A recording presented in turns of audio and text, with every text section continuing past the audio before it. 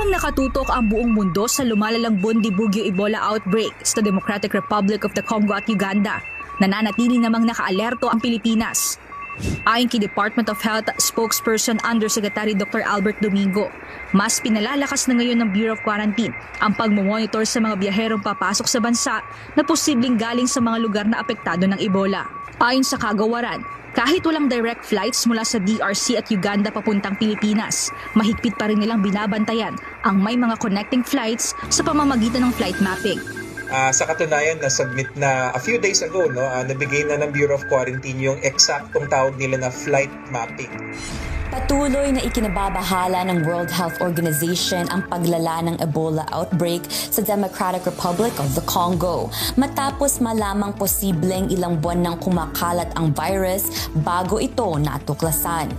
Ayon kay Anais Lajon, Technical Officer for Viral Threats ng WHO, patuloy pa ring iniimbestigahan kung saan at kailan eksaktong nagsimula ang outbreak. Base sa lawak ng pagkalat nito, pinaniniwala ang nagsimula na ito may 2 buwan na ang nakalipas. Given the scale, we are thinking that it has started probably a couple of months ago. Inanunsyo ng bagong datag na Persian Gulf Strait Authority ng Iran na magpapatupad ito ng Controlled Maritime Zone sa Strait of Hormuz kung saan kailangang humingi ng pahintulot ang mga barko bago makatawid. Ayon sa Iran, saklaw ng kanilang military oversight ang malawak na bahagi ng karagatan mula sa mga baybay ng Iran hanggang malapit sa territorial waters ng United Arab Emirates at Oman. Ayon sa mga ulat, nagpapatupad na ang Iran ng detalyadong vetting process kung saan sinusuri ang flag, destinasyon, cargo, crew nationalities at posibleng ugnay ng mga barko sa United States o Israel. Kabilang sa mga nagdaan sa nasabing sistema ang isang oil tanker na may dalang Iraqi crude oil papuntang Vietnam na ilang oras na pinatigil at ininspeksyon ng mga speedboat ng Islamic Revolutionary Guard Corps o IRGC. Ayon pa sa mga shipping sources, may mga barkong nagbabayad umano ng malalaking security at navigation fees kapalit ng ligtas na pagdaan sa Strait of Hormuz.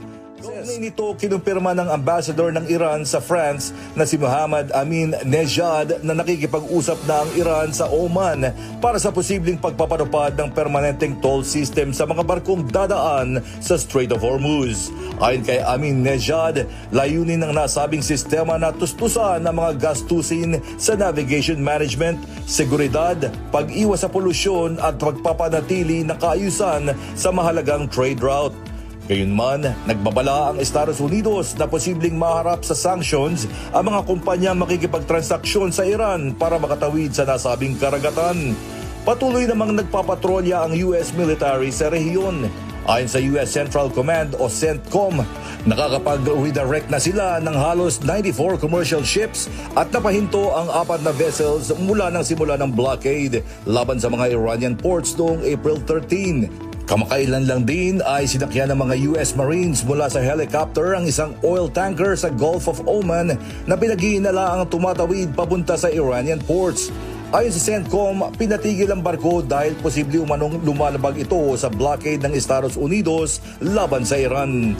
Pagkatapos ng inspeksyon, pinakawalan din ang nasabing vessel, subalit inatasan ang crew na baguhin ang kanilang direksyon.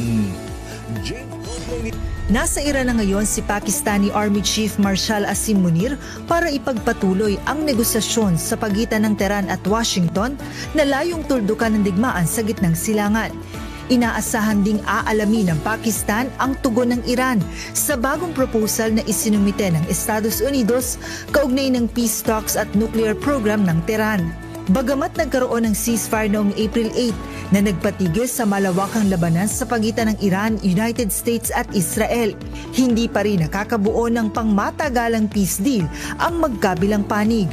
Ayon kay US President Donald Trump, nasa kritikal na punto na ang negosasyon sa pagitan ng Washington at Tehran. It's right on the borderline, believe me. If we don't get the right answers, it goes very quickly. We're all ready to go.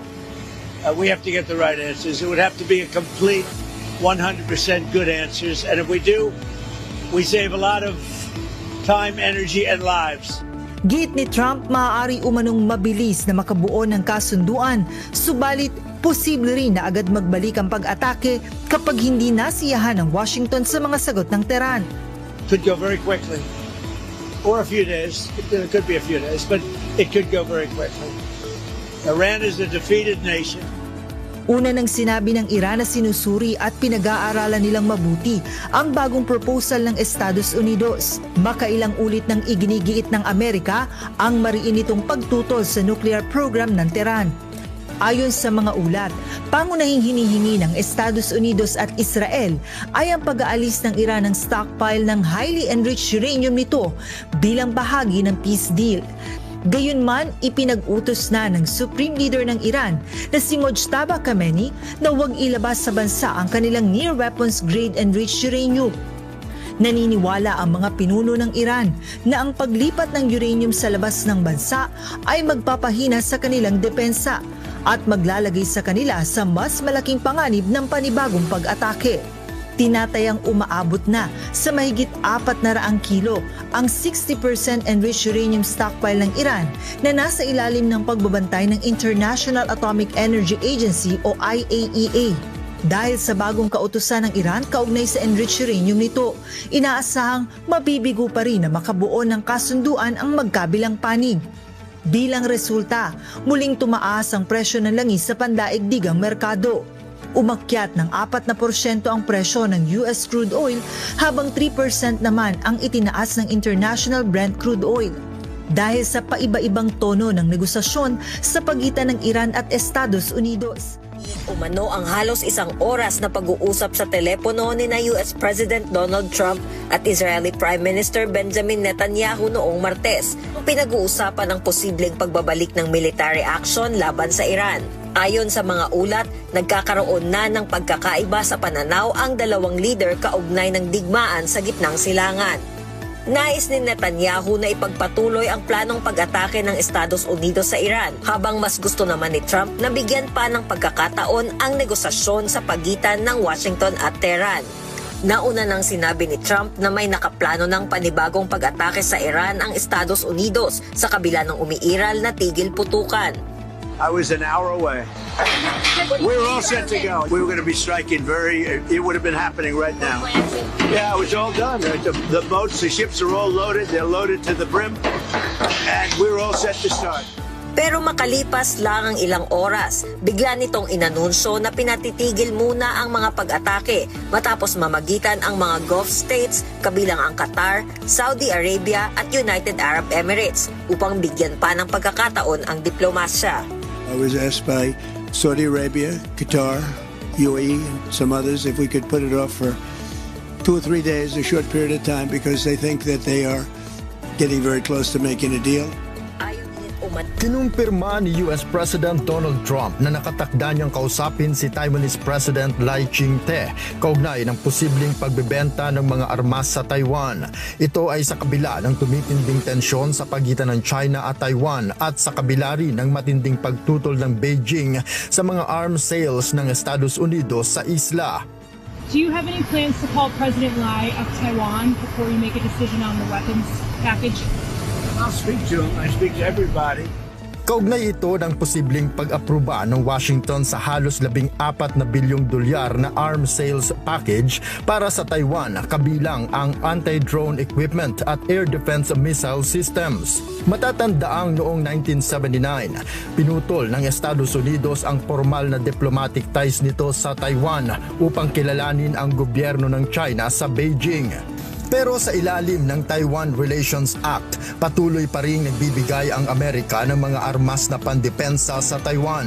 Noong nakaraang linggo lamang ay nagtungo si Trump sa China at nakipagpulong kay Chinese President Xi Jinping kung saan binigyang diin umano ng China na ang issue ng Taiwan ay isa sa pinakasensitibong usapin sa relasyon ng dalawang superpower. Pero giit ni Trump, nasa kontrol umano ng kanilang administrasyon ang sitwasyon. We have that situation very well in hand.